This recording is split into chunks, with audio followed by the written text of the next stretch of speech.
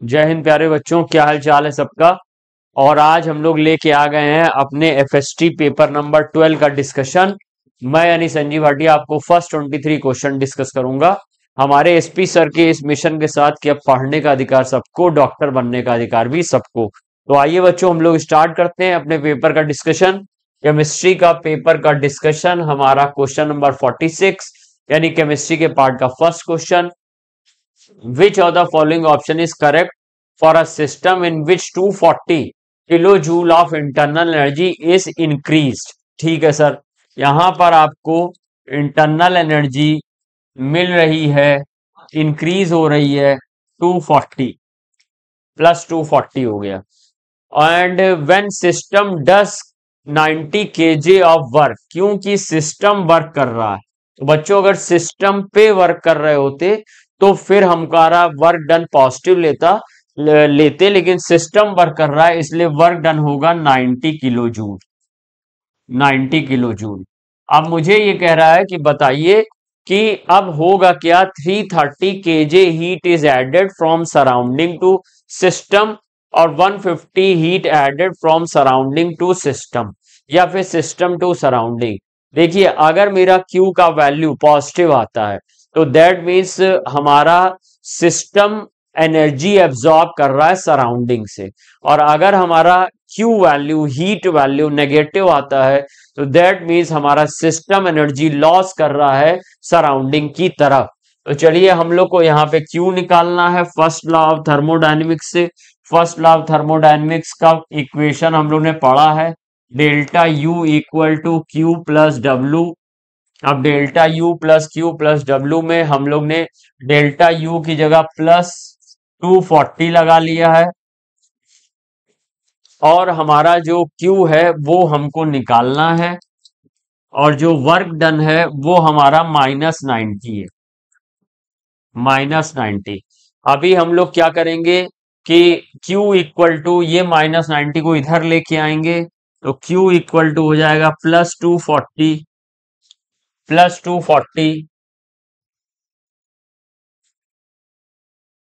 और ये +90 हो जाएगा। 240 और 90 यानी कि 330 प्लस का आ जाएगा। यानी कि ये प्रोसेस एंडोथर्मिक हो रहा है और सिस्टम एनर्जी एब्जॉर्ब कर रहा है। और सिस्टम एनर्जी कहां से एब्जॉर्ब कर रहा है? सराउंडिंग से। तो surrounding 330 kilo joule heat system को दे रहा है। तो 330 kilo joule heat is added from surrounding to system. That means first option मेरा करेक्ट हो गया। नेक्स्ट क्वेश्चन की तरफ चलते हैं। क्वेश्चन नंबर हमारा है 47। 47 क्वेश्चन में मुझे यहाँ पर कुछ बॉन्ड एनर्जीज प्रोवाइड की गई हैं। एन एन की बॉन्ड एनर्जी, एच एच की bond energy, N triple bond N की बॉन्ड एनर्जी, एन एच की बॉन्ड एनर्जी, और मुझसे हीट ऑफ फॉर्मेशन N2H4 का पूछा गया है। तो चलिए बच्चों, एक हम लोग नया पेज लेंगे। अब N2H4 का अगर हीट ऑफ फॉर्मेशन पूछा गया है तो पहले N2H4 को हम लोग बनाएंगे कि किस तरह से N2H4 बन सकता। तो N2H4 बच्चों बनेगा 1 मोल N2 से, और साथ में हम लोग यहां पर बनाएंगे 2 मोल H2, 2 मोल H2 ले लेंगे। तो इससे हमारा N2H4 बन जाएगा, और 1 मोल N2H4 हमने बनाया है उसके एलिमेंट से। तो अब जो एंथैल्पी चेंज आएगा उसको हीट ऑफ फॉर्मेशन कहेंगे। हीट ऑफ फॉर्मेशन हमको निकालनी है।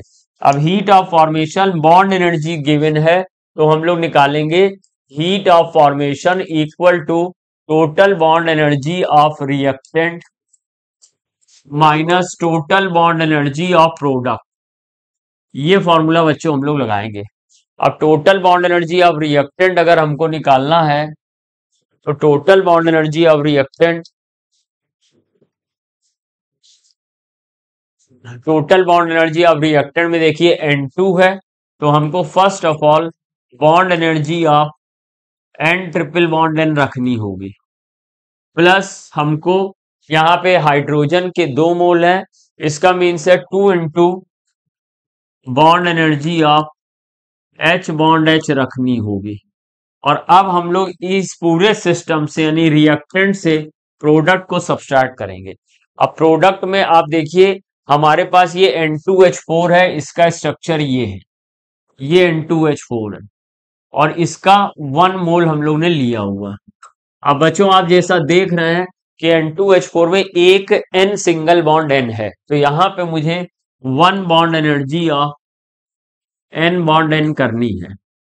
प्लस मुझे आप ये देखिए बच्चों, यहां पर 1 2 3 4 NH बॉन्ड है, तो मुझे यहां पर 4 bond energy of NH bond करनी है। अब सारा डाटा हम लोग पुटअप करेंगे, जो डाटा हमको गिवन है। तो सबसे पहले हम लोग bond energy of N triple bond N अगर देखें तो हमको bond energy of N triple bond 941 दी गई है, तो 941 हमने यहां पर ले लिया,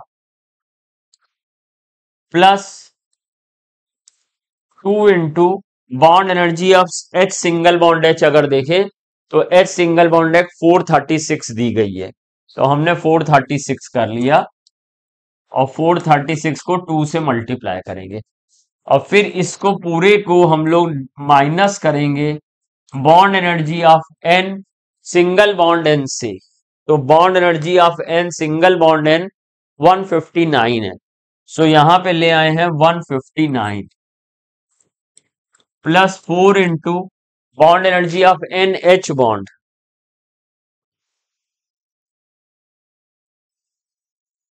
NH बॉन्ड 398, तो 398 लगा देते हैं, 398 लगा दिया। अब इसको हम लोग थोड़ा इजी वे में लिख रहे हैं, 941 प्लस 2 6 जा 12, 2 3 जा 6 और 7, 2 4 जा 8, 872 माइनस हमारे पास आ जाएगा 159 और माइनस माइनस 4 8 जा 32, 4 9 जा 36, 3 9, 3 आ गया, 4 3 जा 12 एंड 3 15, 4 8 जा 32, 2 3 आ गया और 4 9 जा 36, 9 3 9, 4 3 जा 12, 12 3 15, ये आ गया। अब अगर इसको हम लोग फाइनली ऐड सब्सट्रैक्ट करें तो ऐड सब्सट्रैक्ट करने पर मेरे पास आ जाएगा, अगर मैं टाइम बचाने के लिए कैलकुलेटर यूज करता हूं, 941 प्लस 872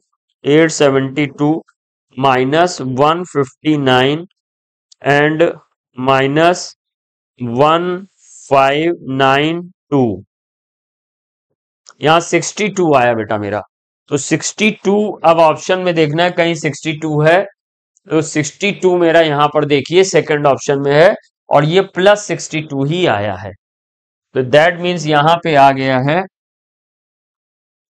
प्लस 62। इस तरह से हमारा जो question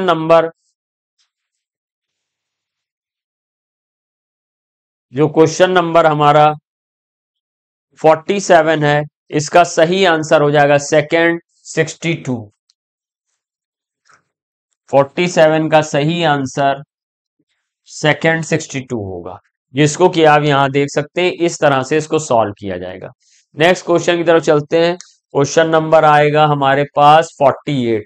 how much NaOH is required to neutralize 1500 centimetre cube of 0.1 NaCl, atomic weight sodium का 23 गिवन है। तो इसमें भाई हमको करना क्या होगा, न्यूट्रलाइजेशन मीन्स होता है ग्राम इक्विवेलेंट ऑफ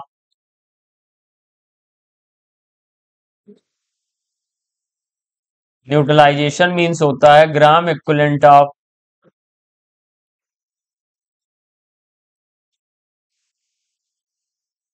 NaOH बराबर होना चाहिए ग्राम इक्विवेलेंट ऑफ HCl के, ग्राम इक्विवेलेंट ऑफ HCl के। अब क्योंकि NaOH का हाउ मच पूछा गया ऑप्शन ग्राम्स में, तो मुझे W चाहिए, तो ग्राम इक्विवेलेंट का फॉर्मूला होता है W अपॉन इक्विवेलेंट वेट, और यहां पर मुझे नॉर्मेलिटी और वॉल्यूम गिवन है, तो इसलिए यहां पे फॉर्मूला लग जाएगा normality into volume in litre. अब वेट मुझे निकालना है, NaOH का जो मोलर मास है वो 40 है, जैसे कि Na का 23, O का 16, H का 140, और NaOH में जो हमारा वैलेंसी फैक्टर है, क्योंकि OH 1 है इसलिए 1 होगा, तो 40/1 इक्विवेलेंट वेट होगा। नॉर्मेलिटी मुझे 0.1 दी गई है, 0.1 रख लिया है, और मुझे जो वॉल्यूम है वो 1500 सीसी दिया हुआ है, जिसको कि मैं लीटर में कन्वर्ट करूंगा, लीटर में कन्वर्ट करूंगा। तो इस तरह से मेरे पास W आ जाएगा, ये 1.5 1000 से डिवाइड किया और ये 4 हो गया, तो 1.5 को मल्टीप्लाई 4 में 6 ग्राम आ जाएगा। इसलिए ऑप्शन नंबर सेकंड फिर से सही हो गया। क्वेश्चन नंबर 48 का भी सेकंड ऑप्शन सही होगा।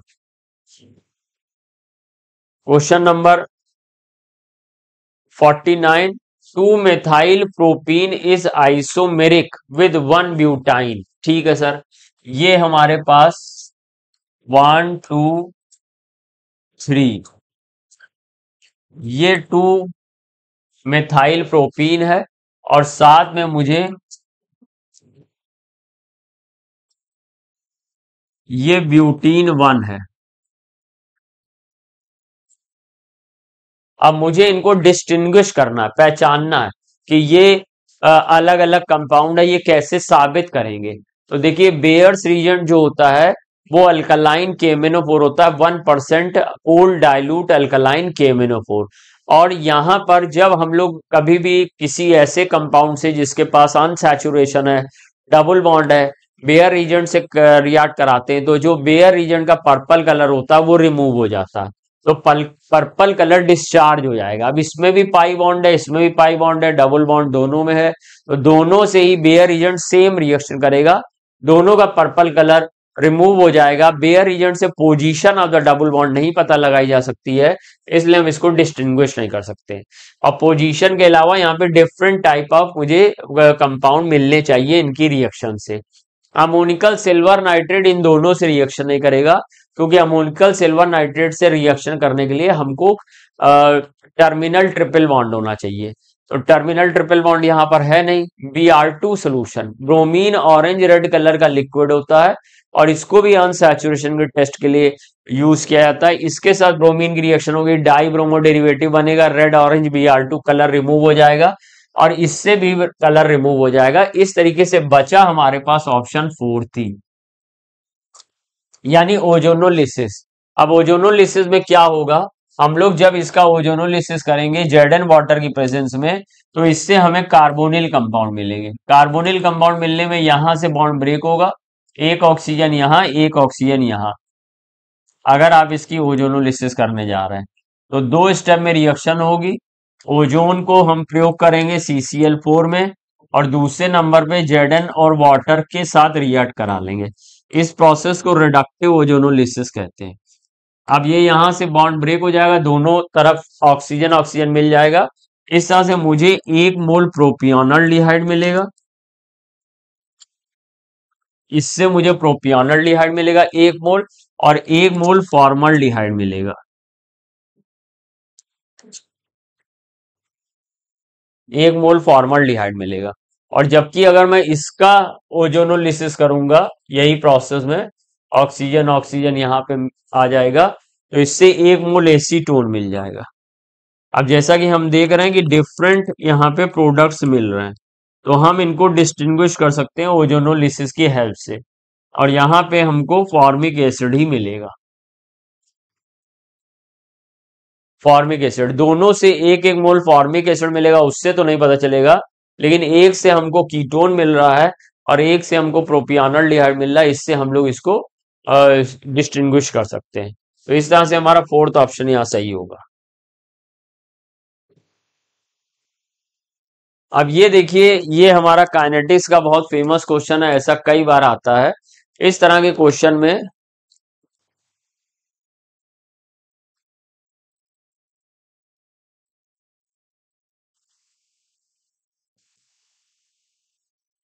इस तरह के क्वेश्चन में हम लोग को ये ए की मोलैरिटी के 3 सेट दिए, बी की मोलैरिटी के 3 सेट दिए, और रेट ऑफ रिएक्शन दिए। तो हम लोग को पावर अगर पता करनी है और या रेट एक्सप्रेशन पता करना है, तो हम लोग पहले ये कांस्टेंट रखेंगे बी को 0.4 0.4। अब यहां से देखो ये डबल हो रहा 2x टाइम, और यहां पर देखो 2 से 4 हो रहा, ये भी डबल हो रहा। जब कंसंट्रेशन डबल करने पे किसी रिएक्टेंट का रेट भी डबल हो जाए तो उस रिएक्टेंट का रेट एक्सप्रेशन में पावर 1 होती है, तो के की पावर 1 होगी। और अगर हम लोग अब यहां पर इसको कांस्टेंट कर लेते हैं, 0.6 ए को कांस्टेंट कर लिया, और ए को कांस्टेंट करने के बाद देखा इसको हम लोग ने हाफ किया 0.8 से 0.2, और यहां भी हाफ हो रहा। अगर कंसंट्रेशन हाफ करने पर रेट भी हाफ हो जाए तो भी पावर 1 होती है, तो दोनों तरफ पावर 1 आएगी, जो कि केवल ऑप्शन नंबर सेकंड में दिया गया, इसलिए ऑप्शन नंबर सेकंड यहां पर सही होगा। तो हमारे पास जो रेट एक्सप्रेशन बन जाएगा वो के ए की पावर 1 बी की पावर 1 हो जाएगा। यहां पावर थोड़ा सा मिसप्रिंट है, इधर आप देखिए पावर ठीक से आपको दिखाई देगा। तो इस तरह से क्वेश्चन नंबर 50 में हम लोग का जो सही ऑप्शन आया है वो आया है आपका option number second. Question number 51 की बात करते हैं। Adding powder Pb and Fe to a solution of Pb2 plus and Fe2 plus। Okay, हम लोग को अब कंटेनर में Pb था, Fe था, अब हमने Pb2 प्लस बना दिया और Fe2 प्लस बना दिया। जैसा कि आप लोग को इलेक्ट्रोकेमिकल सीरीज की यहाँ नॉलेज होनी चाहिए, इलेक्ट्रोकेमिकल सीरीज में standard reduction potential negative to positive में आपका जो Fe होता है वो ऊपर होता है और जो लेड होता है ये नीचे होता है। तो जो ऊपर है इलेक्ट्रोकेमिस्ट्री में standard reduction potential negative to positive, NCERT में पॉजिटिव टू निगेटिव बनी है, मैं निगेटिव टू पॉजिटिव की बात कर रहा हूं। या सिंपल भाषा में समझ लो कि Fe का Fe2 प्लस में जो ऑक्सीडेशन पोटेंशियल है वो ज्यादा है इन कंपैरिजन टू Pb का Pb2 प्लस में। तो ये Fe भैया हो जाएगा ऑक्सीडाइज और Pb2 प्लस हो जाएगा रिड्यूस, और जो स्पॉन्टेनियस रिएक्शन होगी वो ये बनेगी, आपकी स्पॉन्टेनियस रिएक्शन बनेगी Fe plus Pb2 plus, this gives Fe2 plus plus Pb। तो इस रिएक्शन में Fe2 प्लस और Pb बढ़ते जाएंगे धीरे धीरे, और Fe और Pb2 प्लस घटते जाएंगे, इनकी मात्रा घटती जाएगी और इनकी मात्रा बढ़ती जाएगी। अब लिख रहा मोर Pb and Fe2 plus ion बन जाएंगे, तो मोर Pb और Fe2 प्लस आयन बन जाएंगे, पहला स्टेटमेंट सही हो गया। मोर Pb एंड Fe और Pb2 प्लस बन जाएंगे, तो वो गलत हो गया, Fe Pb2 हट रहे हैं। मोर Fe और Pb बन जाएंगे, गलत हो गया, फोर्थ गलत हो गया। तो इस तरह से हमारा सही ऑप्शन यहाँ पे 51 में फर्स्ट आया। Which of the following molecule does not possess a permanent electric dipole moment? Electric moment यानी कि डायपोल मोमेंट।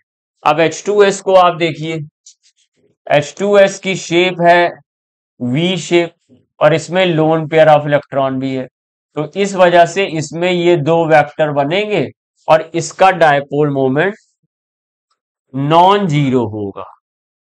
और वो ये कह रहा है कि जिसका not possess permanent dipole moment, जो परमानेंट डायपोल मोमेंट नहीं रखता, यानी कि mu T equal to zero हो, जिसका जो परमानेंट डायपोल मोमेंट नहीं रखता होगा उसका म्यू टी जीरो होगा। अब म्यू टी हमें जीरो चाहिए, तो ये तो म्यू टी जीरो नहीं हुआ। SO2 भी सेम है हमारा, वी शेप है, दो वेक्टर एक दूसरे को न्यूट्रलाइज नहीं करेंगे, एक लोन पेयर है। मोस्टली अगर single lone pair central atom पे होता है तो वो पोलर वैसे भी हो जाता। SO3 2 माइनस, SO3 2 माइनस ये है, यहां भी लोन पेयर है, तो इसका म्यू भी नॉट इक्वल टू जीरो है, इसका म्यू भी नॉट इक्वल टू जीरो है। अब जो CH2 है वो लीनियर है, तो इसका mu T equal to zero होगा, क्योंकि इधर वाला वेक्टर राइट साइड का वेक्टर लेफ्ट साइड के वेक्टर को न्यूट्रलाइज कर देगा। सो मेरा इसमें आंसर हो जाएगा सही 4।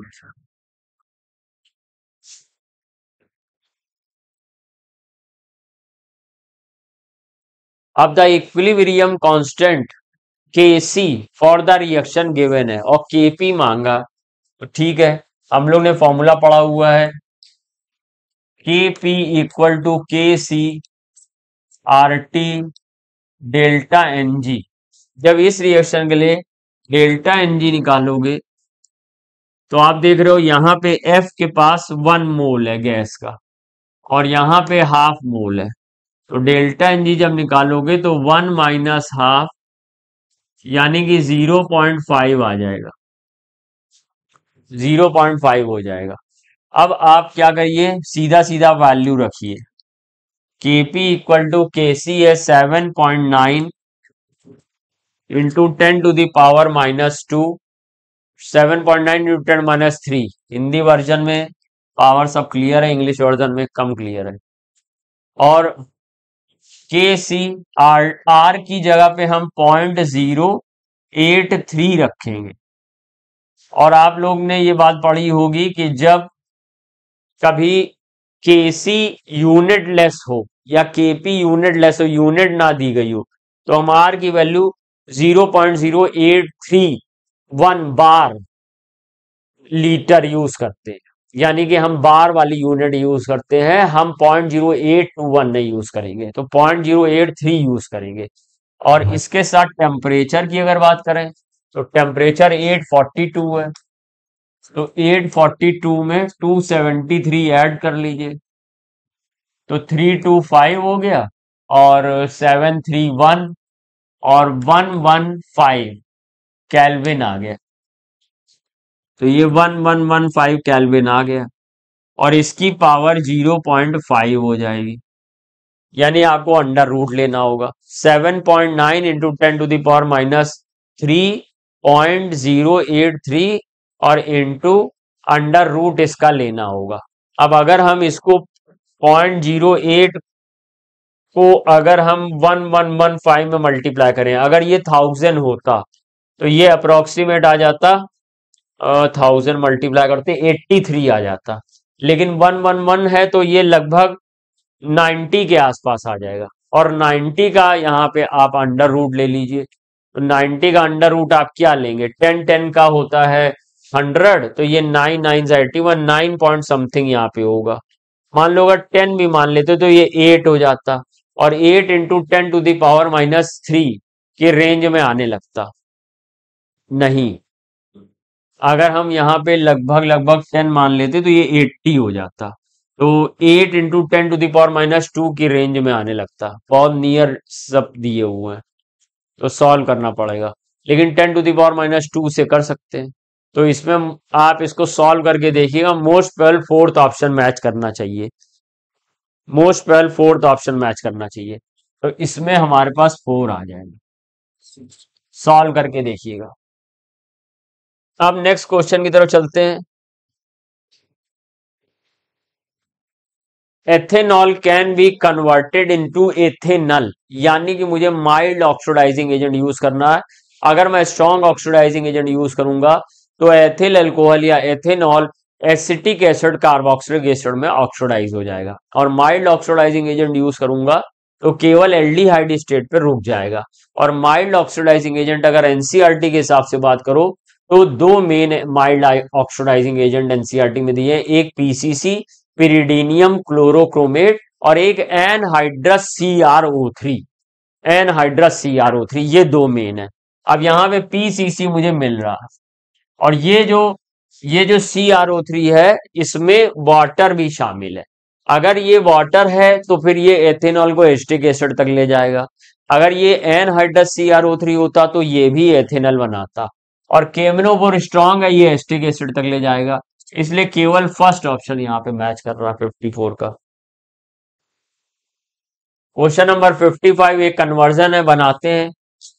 CH3 CH2 COOH carboxylic acid है, इसके ऊपर हम रिएक्शन कराने के लिए ले गए हैं थायोनिल क्लोराइड को। जब थायोनिल क्लोराइड को ले गए तो थायोनिल क्लोराइड यहाँ पे इसको एसिल हैलाइड में बदल देगा, CH3 CH2 CO Cl बन जाएगा। अब हम लोग ने इसकी रिएक्शन अमोनिया से करा दी, तो जब आप इसकी रिएक्शन अमोनिया से करेंगे तो यहां पे हमको एमाइड मिल जाएगा 3 कार्बन का, CH3 CH2 CO NH2 CONH2 ये मिल जाएगा। अब अगर आप इसमें KOH Br2 यानी हाफ मैन ब्रोमामाइड रिएक्शन लगा दीजिए। तो जब हाफ मैन ब्रोमामाइड रिएक्शन आप इसमें लगाएंगे तो हाफ मैन ब्रोमामाइड रिएक्शन लगाने पे आपको इसमें मिल जाएगा 1 कार्बन कम का एमीन। तो मुझे मिल जाएगा CH3, तो मुझे मिल जाएगा CH3 और CH2 NH2, CH3 CH2 NH2। तो अब यहाँ पे CH3 CH2 NH2 second option में है, तो इसका सही आंसर सेकेंड ऑप्शन होगा। यानी क्वेश्चन नंबर 55 का ऑप्शन नंबर सेकेंड सही होगा।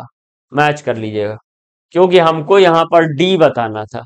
What is the structure of D, हालांकि स्ट्रक्चर नहीं, ये फॉर्मूला है, लेकिन काम आपका चल जाएगा।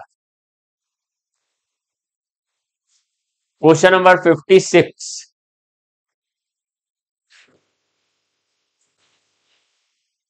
55 और 56 सेम क्वेश्चन होगा।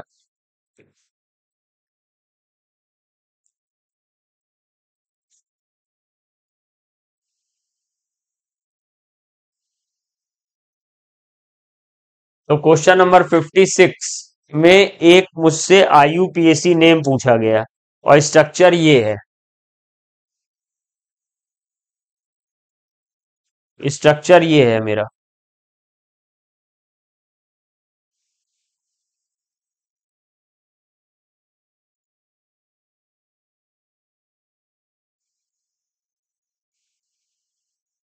ये है, हमारे टेस्ट पेपर में क्वेश्चन आया होगा, ये स्लाइड रिपीट हो गई दोबारा। तो इसका मुझे IUPAC नेम लिखना है। यहां पर देखिए, ये जो ऑप्शन है वो सही दिए, लेकिन स्ट्रक्चर गलत दे दिया। तो इसका IUPAC नेम मुझे लिखना है। तो हम लोग इसको क्या करेंगे, नंबरिंग करेंगे। तो नंबरिंग फंक्शन ग्रुप की साइड से होगी।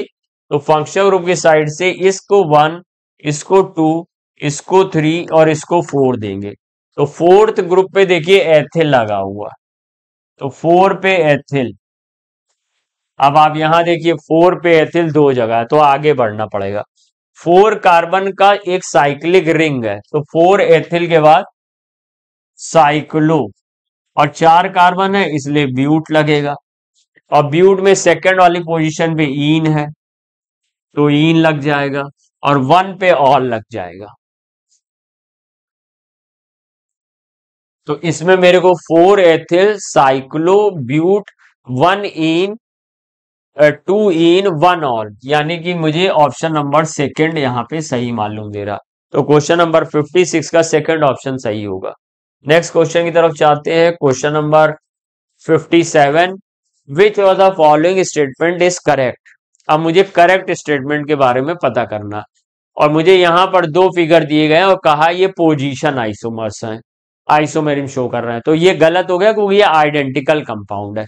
अगर ये वाला जो जो O वाला कंपाउंड है, इसको अगर हम ऐसे थोड़ा सा टर्न करेंगे तो ये O इधर आ जाएगा, और ये जो OH है जो ऐसे था ये नीचे चला जाएगा। तो ये सेम कंपाउंड है। तो इस वजह से हम लोग यहाँ पे इस ऑप्शन को तो गलत मानेंगे। फिर इसको देखिए, ये एक एरोमेटिक ईथर है एनिसॉल, और ये फिनॉल है। तो ये लोग एक दूसरे के फंक्शनल ग्रुप आइसोमर्स हैं, फंक्शनल ग्रुप आइसोमर्स। और यहाँ पे मेटामेरिज्म लिखा हुआ, तो सर मेटामेरिज्म तो गलत हो गया, सेकंड ऑप्शन भी गलत हो गया। अब CH3CN साइनो और आइसोसाइनो फंक्शनल आइसोमर्स होते हैं, थर्ड वाला सही हो गया, थर्ड वाला सही हो गया। नेक्स्ट क्वेश्चन 57 के बाद आएंगे क्वेश्चन नंबर 58 पे। ये दो कंपाउंड है, इसमें बताना है कि कौन सी आइसोमेरिज्म लग रही है। पहला ऑप्शन लग रहा है मेटामर्स, तो मेटामर्स नहीं हो सकता है क्योंकि मेटामर्स बाईवेलेंट फंक्शन ग्रुप के दोनों तरफ के डिफरेंट एल्काइल ग्रुप अगर हैं तो बनता है। अब इसमें ये हमारा साइक्लो हेक्सिल या साइक्लोहेक्सेन है। साइक्लोहेक्सेन के दोनों तरफ डिफरेंट एल्काइल ग्रुप है। कुछ बच्चों को लगेगा कि ये मेटामेरिन शो कर रहा है, लेकिन यहाँ पे फंक्शन ग्रुप होता जैसे कि आपका सी डबल बॉन्ड ओ कीटो होता या ओ ईथर का होता या ईस्टर ग्रुप होता तो यहाँ पे हम लोग मेटामेरिज्म लगा सकते थे। इसलिए मेटामेरिज्म की संभावना खत्म हो गई। रिंग चेन आइसोमर्स में क्या होता है, एक हमारा चेन होता है ओपन चेन और एक में रिंग होता है, लेकिन वो चीज यहां पर है नहीं, तो इसलिए ये भी नहीं होगा। चेन आइसोमर्स क्या होता है, जब हम चेन आइसोमर्स का नेम लिखते हैं तो नेम लगने पर या तो मेन चेन का नेम अलग आएगा, वर्ड रूट अलग होगा, उनमें कार्बन नंबर अलग होगा, और या different type of side chain होगी। तो चलिए दोनों का नाम लिख के तय करेंगे। अब ये यहां पर वन पोजीशन पे और 1 2 3 4 पोजीशन पे साइड चेन है साइक्लोहेक्सेन में। तो इसमें हम लोग ऐसा करते हैं कि ये प्रोपाइल है, ये मिथाइल है।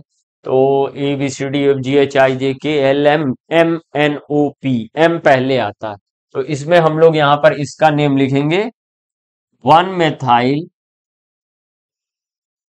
1 मेथाइल 4 प्रोपाइल साइक्लोहेक्सेन, ये है इसका नाम। और जब इसका नाम हम लोग लिखेंगे तो इसका नाम आ जाएगा 1 4 di methyl di ethyl sorry di ethyl cyclohexane. अब आप देखिए यहां पे भी हेक्स, यहां पे भी हेक्स, तो मेन चेन में तो कार्बन सेम है, लेकिन साइड चेन में एक कार्बन वाली एक तरफ चेन है, दूसरी तरफ 3 कार्बन वाली, और इधर दो एथिल, दो अलग अलग, तो इसलिए ये चेन आइसोमेरिज्म शो करेगा। पोजीशन आइसोमेरिज्म तब शो करता है जब नंबर में डिफरेंस होता है, नंबर दोनों ही सेम है, तो इसलिए यहाँ पे ऑप्शन नंबर थर्ड हम लोग सही मानेंगे, क्वेश्चन नंबर 58 का। Mass of water in 1000 kilogram of CuSO4.5H2 निकालना है। तो पहले हम लोग सबसे पहले मॉलिक्यूलर वेट ऑफ CuSO4.5H2O निकालें। तो Cu का मोलर मास 63.5 होता है, क्वेश्चन में भी दिया हुआ है। सल्फर का 32, ऑक्सीजन का 16 इंटू 4 यानी 96 हो जाएगा। और वाटर का 1 मोल का 18 होता है, 5 मोल का 90 हो जाएगा। तो 90 प्लस 96 और 63.5, तो 90 प्लस 96 186 आ ही जाएगा, प्लस 63.5 249.5, तो ये यहां पे मोलर मास आ गया 249.5। अब 249.5 अगर हम लोग ने किलोग्राम लिया CuSO4.5H2O तो उसमें वाटर होगा 5 इंटू 18 यानी 90 ग्राम। तो 249.5 किलोग्राम CuSO4.5H2O में आपको 18 इंटू 5 किलोग्राम H2O प्रेजेंट है। इस फॉर्मूले से हमने देख लिया। तो मुझे 1000 किलोग्राम में कितना प्रेजेंट होगा, तो मेरे पास फॉर्मूला आएगा 90 अपॉन 249.5 इंटू 1000। तो सॉल्व करिए। अब ये 249.5 है, तो इसको अप्रोक्सीमेट 250 मान लीजिए, तो ये 4 टाइम जाएगा, 4 9 जा 360 होता है, तो 360.5, इसलिए फर्स्ट ऑप्शन सही हो जाएगा। 59 का फर्स्ट ऑप्शन सही हो जाएगा। नेक्स्ट क्वेश्चन की तरफ चलते हैं, क्वेश्चन नंबर 60।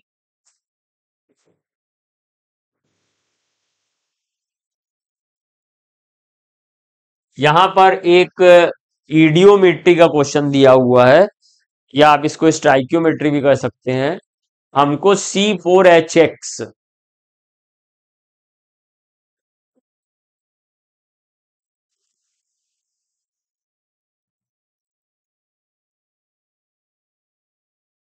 C4H6 ये एक एल्केन दिया गया, तो हम लोग ने C4H6 लिख लिया।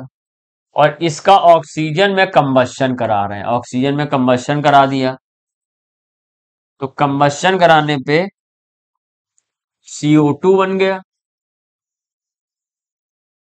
और वाटर बन गया। अब वो मुझे कह रहा है कि इसके 10 ml लिए। अच्छा, आपको गेलुसक गैसीय वॉल्यूम लॉ पता ही है, जो आपका वॉल्यूम होता है वही हम मोल या स्टोक्यूमेट्री नंबर की तरह भी कंसीडर कर सकते हैं। तो यहाँ पे हमने इसके 10 ले लिए, तो 55 ml O2 की नीड होती है, तो यहाँ 55 ml O2 की नीड होती है। तो अब ये 10 4 जा 40, तो यहाँ पर 40 आएगा। और यहाँ पे हमको देखो 55 इंटू 2, यहाँ पे ऑक्सीजन के 110 मोल है, तो यहाँ पर 80 तो ये हो गए, तो यहाँ पर कितना रखें कि जिससे कि 110 आ जाए, तो यहाँ पर 30 की नीड होगी, तभी रिएक्शन बैलेंस होगी। क्योंकि आप देखो 30 ऑक्सीजन ये और 42 80, तो टोटल O कितने हो गए, 80 प्लस 30 110, और 55 इंटू 2 110, रिएक्शन ये ऐसे बैलेंस हो गई। तो अब इधर देखिए, यहां पर H कितने हैं, 10x है, और वहां पर H कितने हैं, 60 हैं, 30 इंटू 2। तो इस तरीके से हमारे पास जो x बराबर आएगा वो 6 आ जाएगा, तो x बराबर 6 हो गया, फोर्थ ऑप्शन करेक्ट हो गया।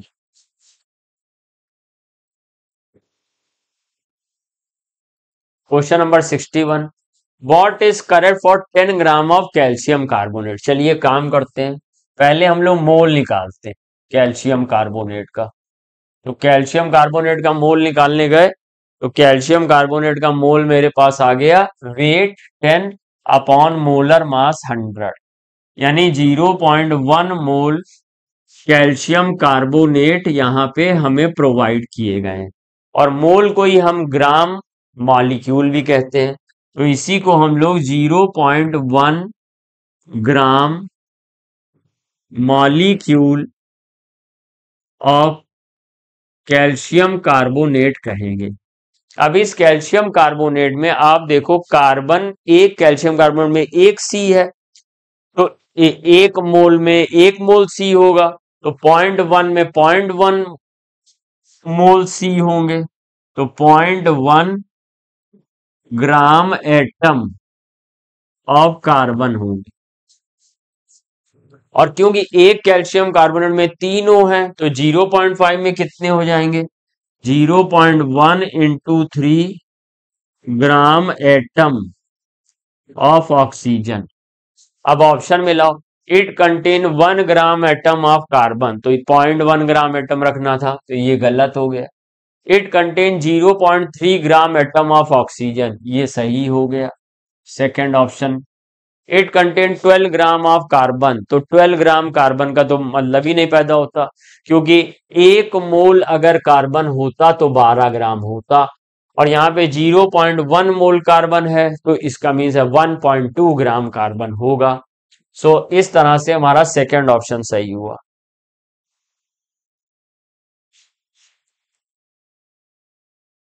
If the rate of reaction is 5 at 10 degree Celsius, increasing the temperature to 30 degree Celsius, new rate।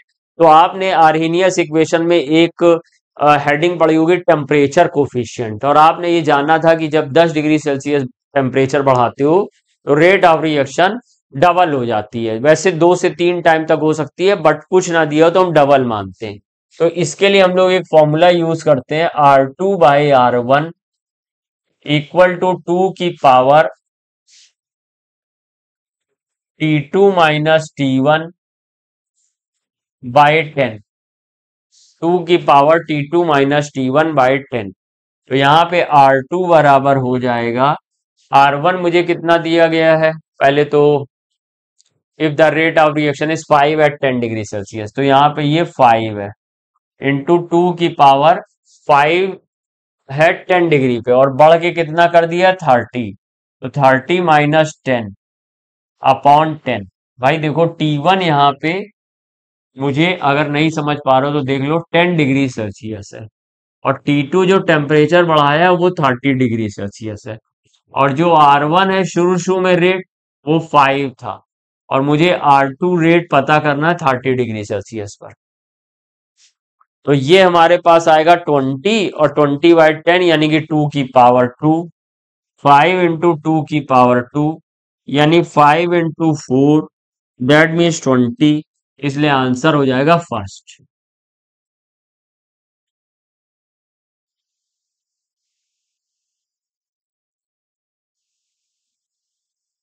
बहुत बड़ी लैंग्वेज है, देखते हैं।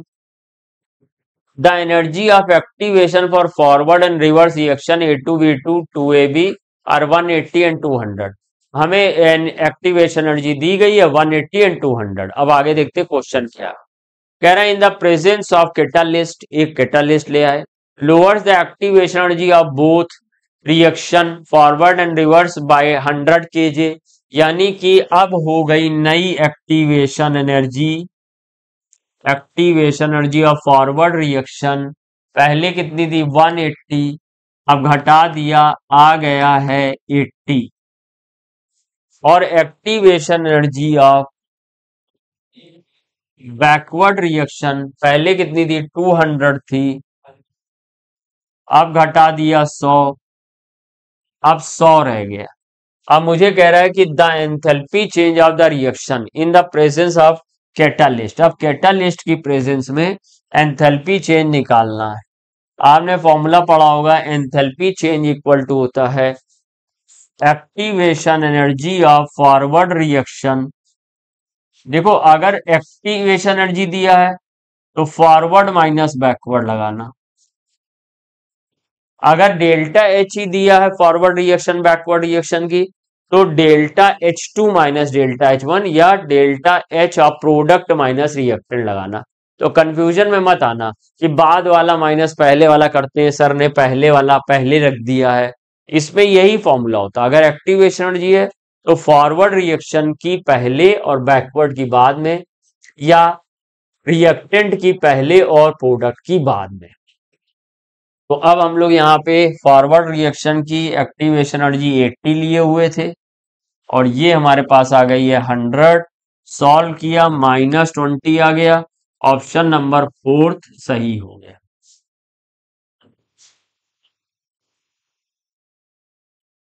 ये 3 एसिड दिए गए हैं, इनकी एसिडिक स्ट्रेंथ कंपेयर करनी है। चलिए भाई देखिए, ये -Br मतलब Br माइनस आई इफेक्ट लगा रहा है, और ये बिल्कुल पास में है, ये थोड़ा दूर है, ये और दूर है, तो ये डिस्टेंस डिपेंडेंट होता है इंडक्टिव इफेक्ट।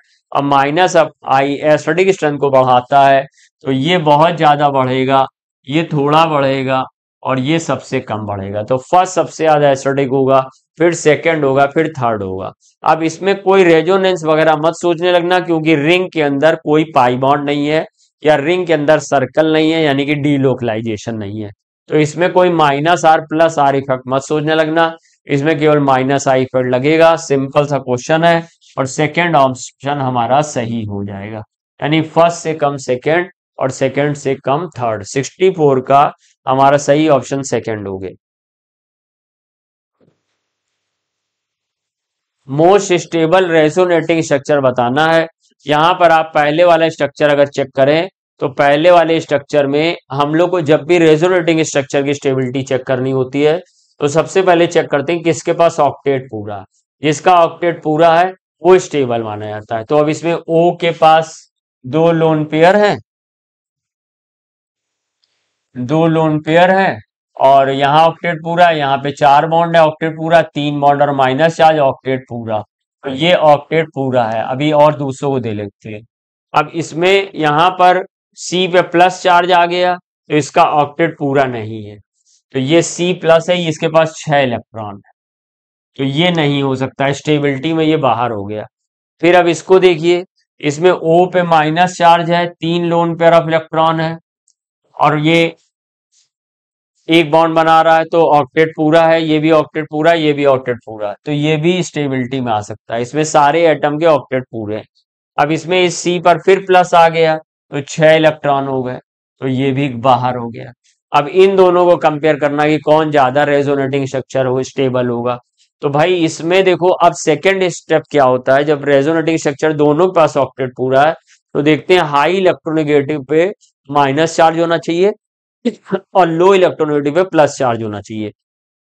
अगर हाई पे नेगेटिव, लो पे पॉजिटिव है तो स्टेबिलिटी है, और इसका उल्टा हो जाए, हाई पे हो जाए पॉजिटिव और लो पे हो जाए नेगेटिव, तो स्टेबिलिटी कम हो जाती है या अनस्टेबल हो जाता है। अब इसमें हाई इलेक्ट्रोनेगेटिव में माइनस है और इसमें लेस इलेक्ट्रोनेगेटिव में माइनस है, तो थर्ड ऑप्शन मोस्ट स्टेबल हो जाएगा। 65 का third option. Select the correct M carbon bond in carbonyl. तो देखिए कार्बोनिल में क्या होता है, ये एम सी, ये सीओ ग्रुप होता है। ये आपका जब सीओ ग्रुप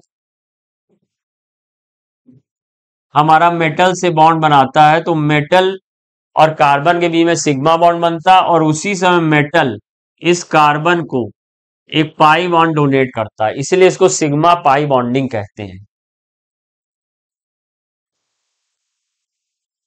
ये मेटल है, ये कार्बन है और ये सीओ है।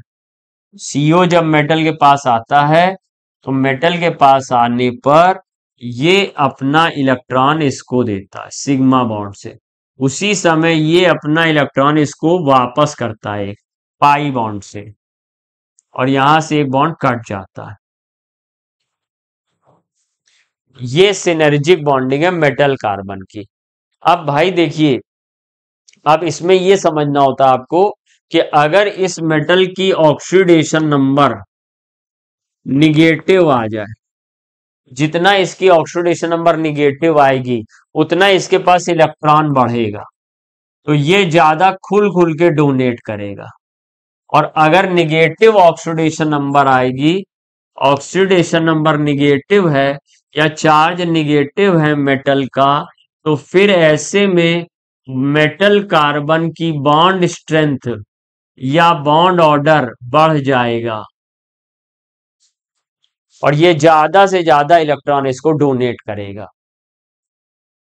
लेकिन अगर ये ऑक्सीडेशन नंबर पॉजिटिव है, इस पे पॉजिटिव चार्ज आ गया, तो पॉजिटिव चार्ज आने पे इसको इसके पास इलेक्ट्रॉन डिफिशियंट हो गया, तो ये यहाँ पे देने में इंटरेस्टेड कम रहेगा और बहुत लाइट बॉन्ड बनाएगा और बॉन्ड बहुत वीक होगा और जल्दी टूट जाएगा। तो जिसके पास जितना माइनस ज्यादा होगा उसका मेटल कार्बन बॉन्ड उतना ही ज्यादा स्टेबल या हाई बॉन्ड ऑर्डर लिए हुए होगा। अब इसमें मुझे देखना है कि एक हमारे पास कार्बोनिल है जिसपे 0 चार्ज है, तो यहाँ निकिल की ऑक्सीडेशन नंबर 0 है मेटल की, और यहाँ -1 है, सीओ की 0 होती है तो इसकी -1 है, और यहाँ आयरन की -2 है। कुछ बच्चों को ये लगेगा कि क्या मेटल की ऑक्सीडेशन नंबर निगेटिव भी हो सकती है? जी हाँ, मेटल कार्बोनिल में निगेटिव हो सकती है। अब क्योंकि इस पे -2 चार्ज है तो ये ज्यादा से ज्यादा इलेक्ट्रॉन डोनेट करेगा, हार्ड बॉन्ड बनाएगा, बॉन्ड ऑर्डर ज्यादा होगा, तो इसका बॉन्ड ऑर्डर सबसे ज्यादा, इससे कम इसका, इससे कम इसका। लेकिन यहाँ तो डिक्रीजिंग ऑर्डर दिखाया, सेकंड में इंक्रीजिंग दिखाया, तो सेकंड ऑप्शन सही होगा। और ये बराबर वाला तो होगा नहीं, तो इसलिए सेकंड ऑप्शन सही होगा। हम लोग जाएंगे इसमें ऑप्शन नंबर सेकंड के साथ 66 में। नेक्स्ट क्वेश्चन की तरफ चलते हैं। Question number 67, the process requiring absorption of energy. तो एब्जॉर्प्शन ऑफ एनर्जी के लिए ध्यान रखो, जब भी कभी यहां पर आपका कोई एटम हो और उस पर 2 या 3 माइनस हो और इधर न्यूट्रल हो या इधर 1 माइनस हो, तो ये प्रोसेस एंडोथर्मिक होती है। तो अगर प्रोडक्ट साइड पर 2 माइनस आ रहे हैं, 3 माइनस आ रहे हैं, 1 माइनस से ज्यादा का माइनस आ रहा है, तो प्रोसेस एंडोथर्मिक होने की संभावना है। तो इसमें देखो -1 है, -1 है, -1 है, 1 माइनस आएगा, तो मोस्ट ऑफ द कंडीशन में प्रोसेस होगा एक्सोथर्मिक।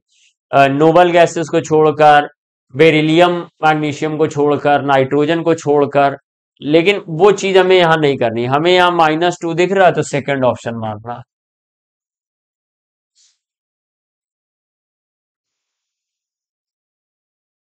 ये कुछ हमें फॉर्मूलेस दिए गए, इसमें मुझे बताना है कौन लीनियर स्पीसीज है। चलिए बना लेते हैं। ये N2 का N2O का स्ट्रक्चर है, तो ये लीनियर है। तो N2O तीन तीन जगह। फिर SO2 V शेप है। फिर I3 प्लस, I3 प्लस भी V शेप होगा।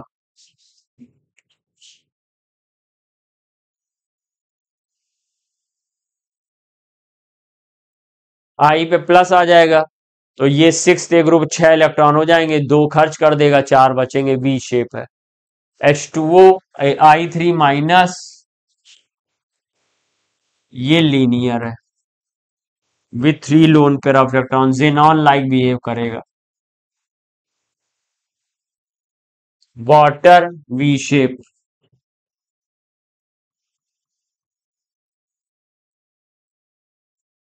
NO2 minus V shape.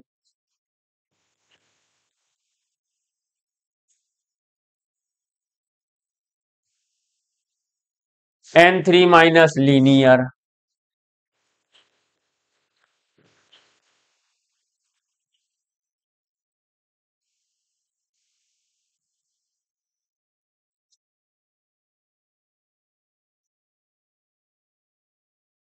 अब कौन कौन लीनियर है? N2O I3 minus N3 minus. कौन सा ऑप्शन मिल रहा है? सेकंड। तो इस तरीके से हम लोग ने देखा कि हमारा, नहीं नहीं, I3 माइनस थर्ड, ये देखिए थर्ड, प्लस माइनस कंफ्यूजन हो गया था। इस तरीके से हम लोग ने देखा कि क्वेश्चन नंबर 46 से 68 मैंने आपको डिस्कस किए। आगे विजय सर डिस्कस करेंगे। थैंक यू बच्चों, बने रहिए इसी तरीके से, टेस्ट देते रहिए, और कोई क्वेरी हो तो बताते रहिए कमेंट बॉक्स में। जय हिंद, जय भारत। चले देखिए बेटा, संजीव सर ने बेटा क्वेश्चन नंबर 68 तक कर दिया। अब देखिए question number 69, which of the following statement is not true. बहुत अच्छा क्वेश्चन है, कई कॉन्सेप्ट को मिलाकर बना है। IBr7 SH6 PH5, ये थोड़ा बेटा IBr7 है, SH6 है, PH5 है, have do not have existence. ये स्टेटमेंट बेटा सही है। IBr7 एग्जिस्ट नहीं करता, सल्फर SH6 नहीं बनाता, PH5 phosphorus.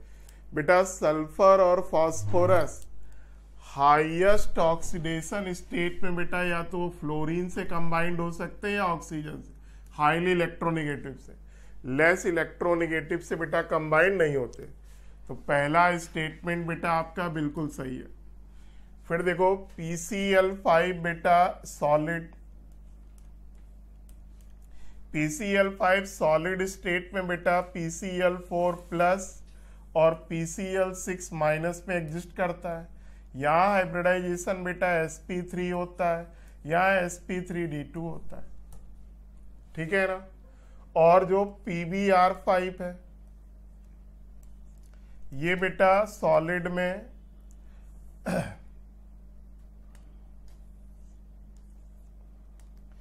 PbR plus Br minus में होता है। तो देखो यहाँ sp3 होता है, और यहाँ पर भी D2 में बेटा dz स्क्वायर होता है, dx स्क्वायर y स्क्वायर होता है। तो देखो PCl5 में बेटा सॉलिड स्टेट में ये आयन के फॉर्म में होता है, sp3 इसमें कोई d नहीं, इसमें dz स्क्वायर जरूर है।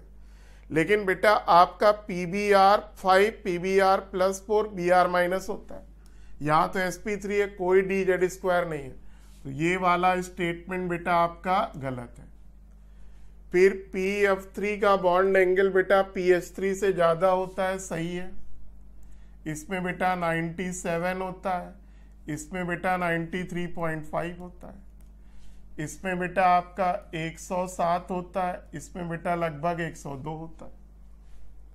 ठीक है ना, तो ये वाला भी स्टेटमेंट भी आपका थर्ड बेटा सही है। ठीक है ना। लोन पेयर ऑफ फॉस्फीन, देखो फॉस्फीन में बेटा फास्फोरस sp3 हाइब्रिडाइज नहीं होता, ये प्योर s ऑर्बिटल यूज करता है। इसका बेटा लोन पेयर कहाँ होता है, s ऑर्बिटल में, ये भी सही है। तो इसका इनकरेक्ट स्टेटमेंट बेटा कौन सा है, सेकंड। इनकरेक्ट स्टेटमेंट सेकंड है। पहला बेटा सही स्टेटमेंट है, दूसरा बेटा गलत है, तीसरा सही है, चौथा भी सही है। बेटा NH3 में sp3 हाइब्रिडाइजेशन होता है, लेकिन PH3 में फास्फोरस pH बॉन्ड बनाने में प्योर एटॉमिक ऑर्बिटल बेटा यूज करता है, तो आपका लोन पेयर s ऑर्बिटल में होता है। अगला देखिए बेटा,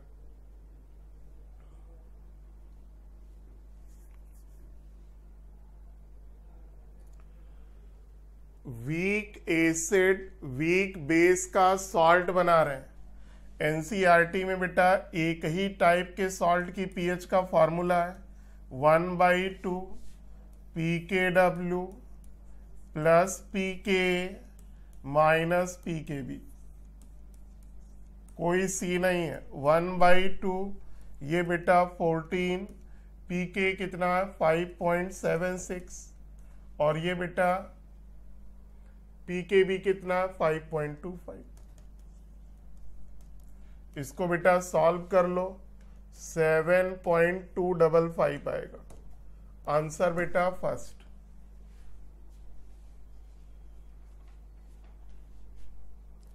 अगला देखिए, pH बराबर PK log salt upon acid।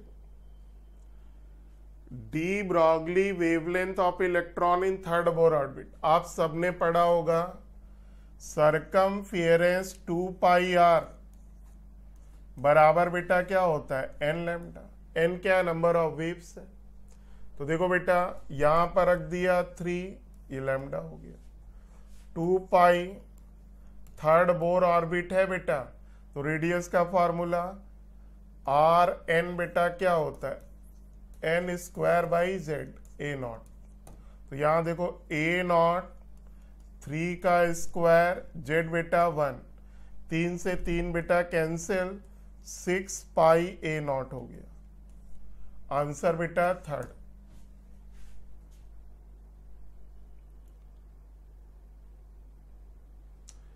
फिर what is in solution that contain 0.02 m NH3, देखो बेटा ये कॉमन आयन का क्वेश्चन है। 0.02 m NH3 है। NH3 का मतलब बेटा NH4OH है, और बेटा 0.01 m KOH है। तो देखो बेटा ये OH कॉमन आयन है, तो ये क्वेश्चन बेटा कॉमन आयन का क्वेश्चन है। तो जब भी बेटा कॉमन आयन का क्वेश्चन हुआ करे, तो पहले आप वीक बेस को आयनाइज कर दिया करो, NH4 प्लस OH माइनस, उसके बेटा KB का फॉर्मूला लिखा करो, NH4 plus OH minus upon NH4OH। फिर बेटा वैल्यू रखो, KB कितना है 1.8 इंटू 10⁻⁻5।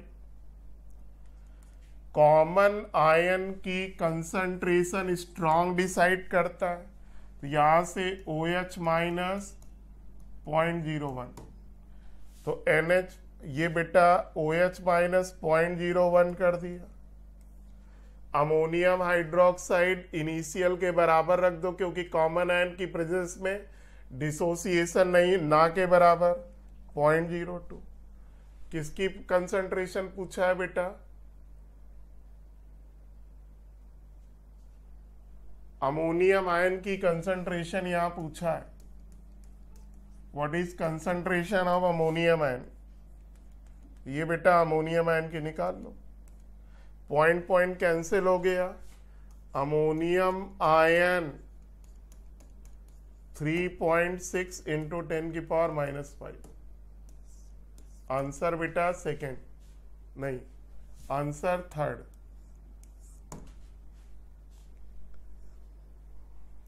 Answer third.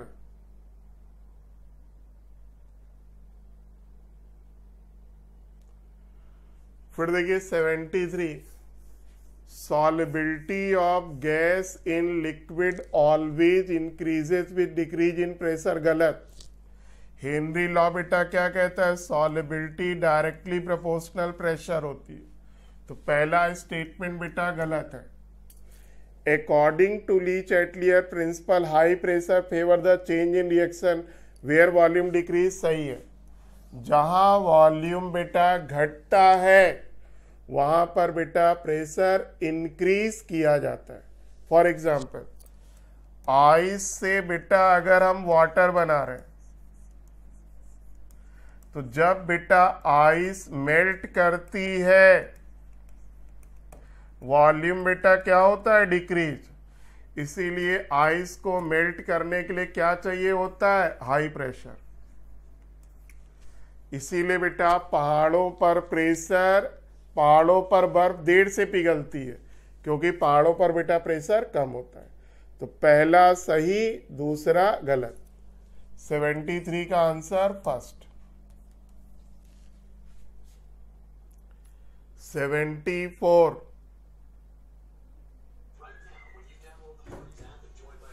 एक current of 38.6 ampere is passed. Faraday first law का क्वेश्चन है। W/E I into T/F। W बेटा आपको निकालना है, ठीक। NaOH का इक्विवेलेंट वेट कितना होता है? 40। करंट बेटा दिया है 38.6, टाइम बेटा दिया है 500 अपॉन 96500। सिंप्लीफाई कर लो बेटा, आंसर 8 ग्राम आ जाएगा। 74 का third.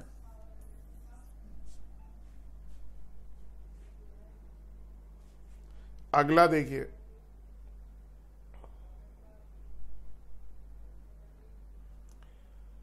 Which of the following is correct regarding group 15? Nitrogen family की बात करा। In case of nitrogen all oxidation state from +1 to +4 tend to disproportion. दे सकता है। डिस्प्रपोर्शनेशन बेटा कौन नहीं देता? मैक्सिमम और मिनिमम वाला। मैक्सिमम बेटा +5 होती, मिनिमम -3। पहला स्टेटमेंट सही है। In case of phosphorus nearly all intermediate oxidation state disproportionate into +5 and -3 both in alkali and acid. सही है, ठीक है ना बेटा। अगर इंटरमीडिएट है 5 और -3 के बीच का है तो बेटा बढ़ा भी सकता है, घटा भी सकता है। सही है। Tendency to exhibit -3 oxidation decreased down the group. सही है बेटा, ठीक है ना। नीचे जाने पर चूंकि मेटेलिक कैरेक्टर बढ़ता है तो बेटा वो प्लस वाली शो करना पसंद करते हैं। तो ये भी बेटा आपका सही है। Answer fourth. अगला देखिए, which of the following is correct statement? ये बेटा यहां पर Al+ है, Ga+ है, Al+ है और Ga+ है। यहां पर इंडियम+ है, Al+ है, गैलीलियम+ है, इंडियम+ है। तो देखो Al+, बोरॉन एल्युमिनियम बेटा ऊपर है, ऊपर से नीचे जाने पर क्या लगता है? Inert pair effect. ऊपर वाले बेटा किस में स्टेबल होते हैं, +3 में। नीचे वाले बेटा किस में स्टेबल होते हैं, +1 में। तो एल्युमिनियम बेटा +1 में ज्यादा स्टेबल है, सॉरी +3 में ज्यादा स्टेबल है क्योंकि ऊपर है। तो aluminium plus is more stable then indium plus, गलत। एल्युमिनियम बेटा किस में ज्यादा स्टेबल होता है, +3 में। फिर गैलीलियम Ga+ is more stable then Al+, बिल्कुल सही। Ga गैलीलियम बेटा नीचे है, इनर्ट पेयर इफेक्ट लगेगा बेटा, वो किस में स्टेबल होगा, +3 में, सॉरी +1 में। तो बेटा आपका सेकंड स्टेटमेंट सही है। एल्युमिनियम बेटा +3 में ज्यादा स्टेबल होता है, Ga बेटा +1 में ज्यादा स्टेबल होगा, ठीक है ना। थर्ड भी देखो गलत है, फोर्थ भी बेटा गलत है। तो 76 का सेकेंड, 76 का बेटा सेकेंड। 77 कौन रिड्यूसिंग शुगर का पेयर नहीं है, आप सबको मालूम है। मोनोसैक्राइड रिड्यूसिंग शुगर होते हैं, डाइसैक्राइड में सुक्रोज को छोड़कर बाकी सब रिड्यूसिंग शुगर है, पॉलीसैक्राइड बेटा नॉन रिड्यूसिंग है। तो देखो बेटा ये ग्लूकोज और फ्रक्टोज रिड्यूसिंग, लैक्टोज तो बेटा रिड्यूसिंग है लेकिन सुक्रोज बेटा नहीं है। लैक्टोज माल्टोज दोनों बेटा रिड्यूसिंग है, ये भी बेटा दोनों रिड्यूसिंग है। तो आंसर बेटा क्या हो गया, सेकेंड।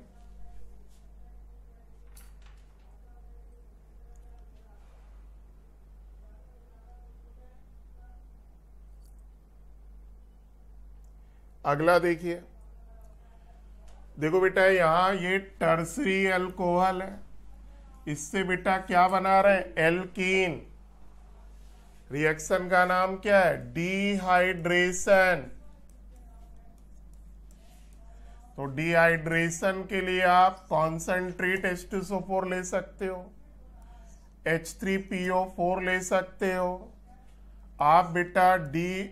कॉपर 573, कॉपर वाले में ध्यान रखना, प्राइमरी अल्कोहल एल्डिहाइड बनाता है, सेकेंडरी कीटोन बनाता है, डिहाइड्रोजिनेशन होता है, टर्सरी में लेकिन डिहाइड्रेशन। ये बेटा आपका डिहाइड्रो हेलोजिनेशन के लिए होता है, डिहाइड्रो हेलोजिनेशन। तो आप ये बेटा आपका डिहाइड्रेशन नहीं देगा। तो आंसर बेटा कौन सा हो गया, फोर्थ। देख लो, जब 300 डिग्री C कॉपर पर बेटा टर्सरी अल्कोहल पास करेंगे तो डिहाइड्रेशन होता है, जबकि प्राइमरी सेकेंडरी में डिहाइड्रोजिनेशन होता है। फिर देखिए बेटा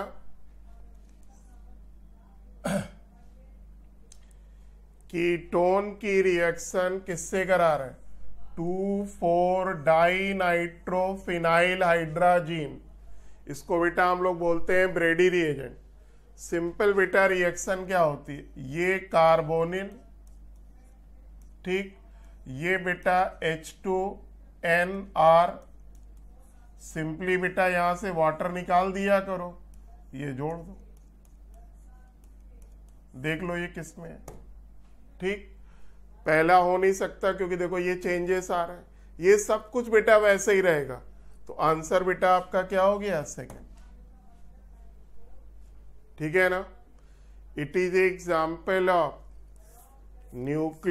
न्यूक्लियोफिलिक एडिशन एलिमिनेशन रिएक्शन। इस रिएजेंट के थ्रू पता किया जाता है कि गिवन कंपाउंड कार्बोनिल कंपाउंड है या नहीं।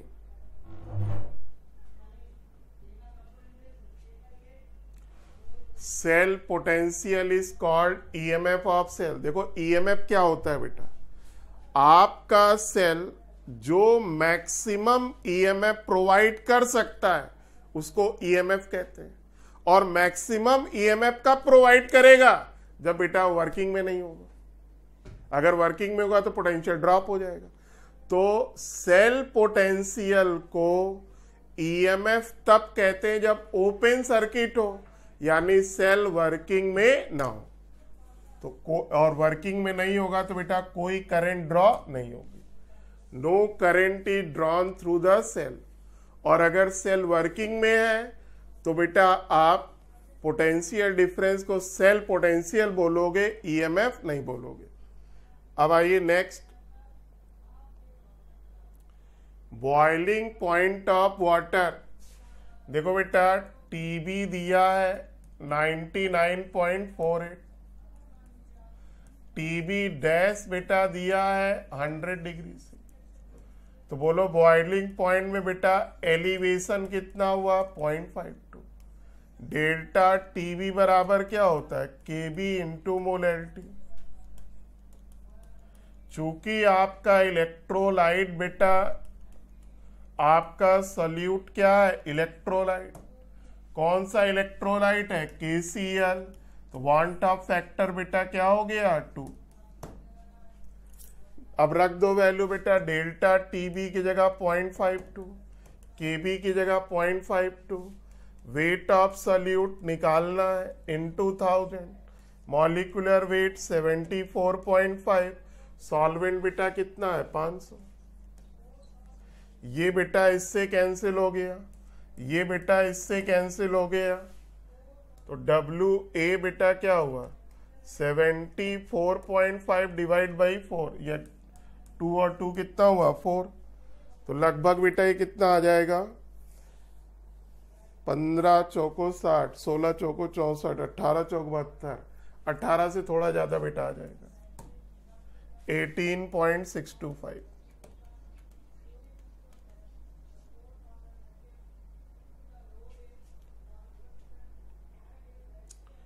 फिर देखिए आपको ये रिएक्शन दी है, देखो यहाँ ब्रोमीन की ऑक्सीडेशन नंबर 0, यहाँ ब्रोमीन बेटा ये Br माइनस है तो ये -1 हो गया, ये बेटा BrO3 माइनस है, यहाँ बेटा ऑक्सीडेशन नंबर क्या है +5। तो देखो ब्रोमीन ही बेटा क्या हो रहा ऑक्सीडाइज हो रहा, ब्रोमीन ही बेटा क्या हो रहा रिड्यूस हो रहा। तो ये रिएक्शन बेटा डिसप्रपोर्शनेशन का एग्जाम्पल है, bromine is reduce as well as oxidize. अगला देखिए, which of the following order of Lewis basic strength is correct. देखो बेटा इसमें हम लोग करते क्या है, जैसे पहला ऑप्शन, पहले आप सबका एसिड बना लिया करो, OH का एसिड H2O, फिर H2S, फिर H2T। ये बेटा किसका ऑर्डर हुआ एसिडिक स्ट्रेंथ का, तो इसका उल्टा बेटा क्या होगा बेसिक स्ट्रेंथ। तो ये बेटा बेसिक स्ट्रेंथ का ऑर्डर है, आपका देखो उल्टा लिखा हुआ है तो ये गलत हो गया। ठीक, फिर देखो आप सबको मालूम है 5th ग्रुप में टॉप टू बॉटम जाने पर एसिडिक कैरेक्टर बढ़ता है, बेसिक कैरेक्टर बेटा क्या होगा घटेगा। ये बेटा ये बेसिक कैरेक्टर का ऑर्डर है, जबकि यहां देखो उल्टा लिखा हुआ है, ये भी गलत है। अब जरा थर्ड वाले में देखो, मीथेन एसिड बना, NH3 एसिड बना, वाटर एसिड बना, HN, ये एसिडिक स्ट्रेंथ का ऑर्डर है। तो बेसिक स्ट्रेंथ का ऑर्डर क्या होगा CH3 minus, NH2 minus, OH minus, F minus. ये बेटा बेसिक स्ट्रेंथ का ऑर्डर है, ये एसिडिक स्ट्रेंथ का ऑर्डर है, ये आपका सही आंसर थर्ड।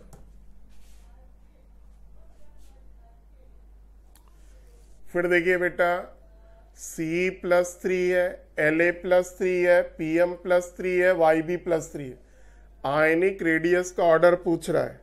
तो आप सबको मालूम है बेटा लेंथेनाइड हो या एक्टिनाइड, लेफ्ट टू राइट जाने पर बेटा साइज क्या होता है कॉन्ट्रैक्ट होता है, और La और C का साइज लगभग सेम होता है लेंथेनाइड कॉन्ट्रैक्शन। तो वो अगर आप कॉन्सेप्ट लगाओगे तो 84 का आंसर बेटा सेकेंड आ जाएगा, 84 is second.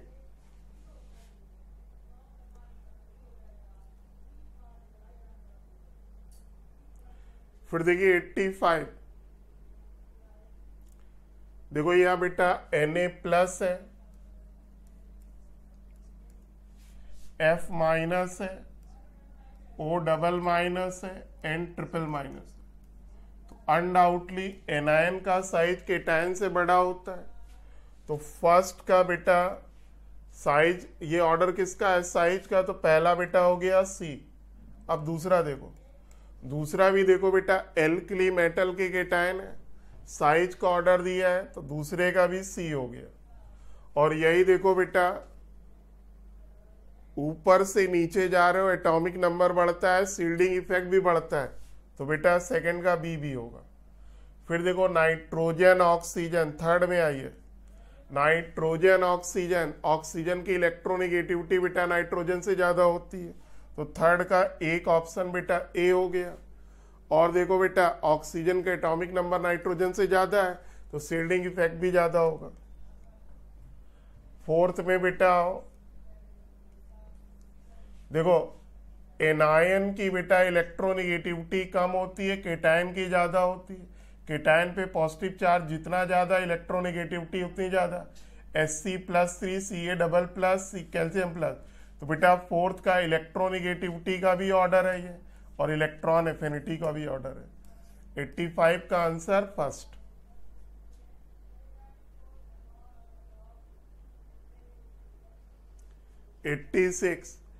If each orbital can hold maximum 3 electron, total number of element, तो देखो बेटा 9th पीरियड है, 1 2 3 4 5 6 7 8 9। पहले में बेटा केवल S होता है, SP होता है, इसमें बेटा SPD होता है, इसमें SPD होता है, इसमें SPDF होता है, इसमें बेटा SPDF होता है। ठीक है ना। अब देखो यहां पर, अब इसमें क्या होगा, SPDFG हो जाएगा, इसमें भी बेटा SPDFG हो जाएगा। अब देखो S में कितने ऑर्बिटल, 1, P में बेटा कितना, 3, D में कितना, 5, F में कितना, 7, और G में बेटा कितना होगा, देखो 2 2 बढ़ रहा है, ये 9 हो गया। टोटल जोड़ो, 9 7 16 5 21 3 24 1 25, तो ऑर्बिटल के नंबर टोटल कितने होंगे, 25। तो इलेक्ट्रॉन बेटा कितना होगा, 25, एक में कितना, 3, 75। 86 का आंसर फर्स्ट। 87,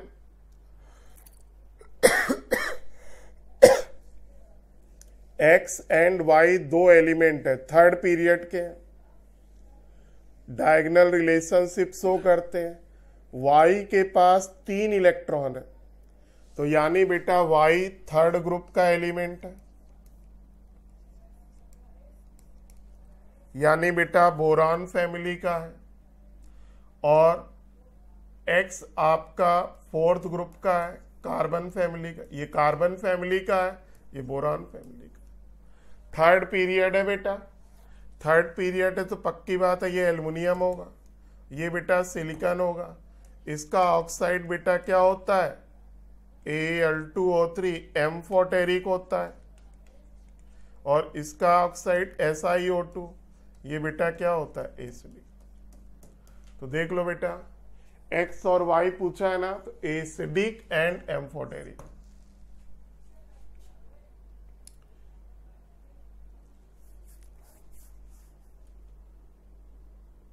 तो देखो फोर्थ ग्रुप का ऑक्साइड बेटा Si2, ये एम्फोटेरिक होता है, ये सॉरी ये एम्फोटेरिक और ये बेटा एसिडिक।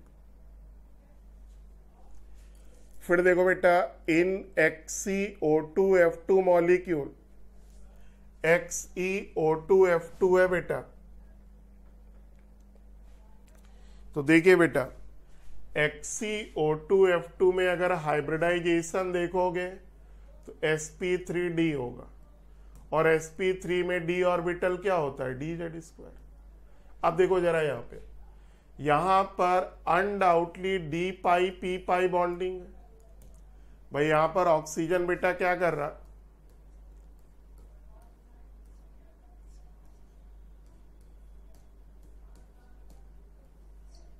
ये बेटा इसका स्ट्रक्चर है। तो यहां पर जो जिनॉन और ऑक्सीजन के बीच में पाई बॉन्ड है वो डी पाई पी पाई है। तो अनडाउटली बेटा देखो डी जेड स्क्वायर तो चला गया हाइब्रिडाइजेशन में, तो पक्की बात है डी जेड स्क्वायर बेटा पाई बॉन्ड नहीं बनाएगा। पाई बॉन्ड कौन बनाता है? D X Y, D Y Z या डी जेड एक्स। तो पहला स्टेटमेंट बेटा आपका in XeO2 pi bond form by D Z square, तो पहला स्टेटमेंट तो आपका बेटा गलत है। ठीक, फिर देखो XeOF4, देखो यहां पर बेटा आपका sp3d2 हाइब्रिडाइजेशन है, तो हाइब्रिडाइजेशन में कौन गया? D Z square D X square Y square, तो ये तो चले गए हाइब्रिडाइजेशन में, तो ये आपका बेटा पाई बॉन्ड बनाएगा। ये सही स्टेटमेंट है, तो पहला गलत है, दूसरा सही है। अब तीसरा देखो, देखो बेटा इसका डाइपोल मोमेंट इस तरफ है, इसका इस तरफ, तो ये दोनों ने बेटा एक दूसरे कैंसिल कर दिया और इन दोनों का रिजल्टेंट बेटा डाउनवर्ड जाएगा, एक एक्स बचेगा, तो दोनों का डाइपोल मोमेंट बेटा सेम है। फिर से देखो ये वाला और ये वाला एक दूसरे को कैंसिल कर दिया, तो कैंसिल जब कर दिया तो बेटा क्या बचा? ये x बचा, ये x बचा। अब इन दोनों का रिजल्टेंट देखोगे तो बेटा इधर जाएगा, जो एक x के बराबर होगा। सही है, तो B सही है, C सही है। अब जरा देखो AB2L2 बेटा जस्ट लाइक H2O है, दो बॉन्ड पेयर एक लोन पेयर, पक्की बात है नॉन पोलर नहीं होता, डाइपोल मोमेंट होता है। ये बेटा NH3 है, डाइपोल मोमेंट होता है। फिर AB2SO2 ले लो, इसमें भी बेटा लोन पेयर एक होता है, पक्की बात है ये भी आपका पोलर है।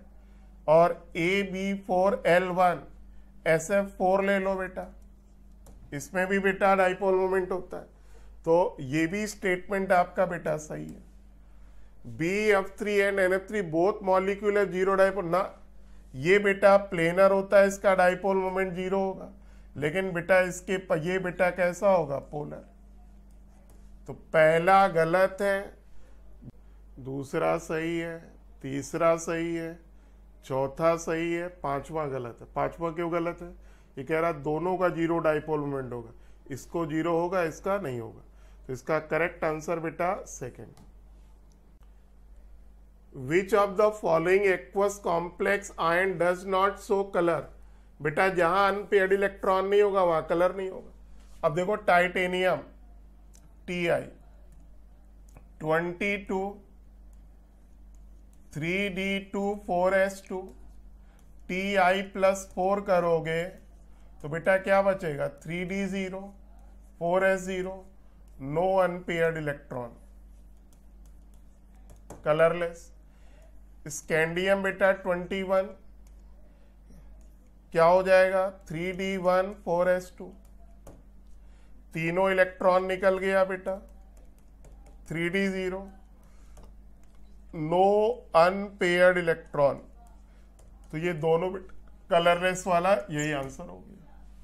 अब देखो बेटा अगर टाइटेनियम +3 होता तो डी में एक अनपेयर्ड इलेक्ट्रॉन होता, पक्की बात है कलर्ड होता। अगर Mn+3 देखो तो Mn+3, Mn बेटा क्या होता है? 3d5 4s2 होता है। Mn+3 बेटा क्या होगा? 3d4 होगा, अनपेयर्ड इलेक्ट्रॉन होगा इसमें। कितने अनपेयर्ड होंगे? 4। Fe 3d6 4s2 होता है। अगर आप Fe+3 लोगे तो बेटा 3d5 होगा, 5 अनपेयर्ड इलेक्ट्रॉन होंगे। Fe+2 लोगे तो बेटा ये वाला निकल जाएगा, 3d6 होगा, तो बेटा आपका 5 और 1 4 अनपेयर्ड इलेक्ट्रॉन होंगे। Mn+2 अगर आप देखो तो 3d5 होगा, 5 अनपेयर्ड इलेक्ट्रॉन होंगे।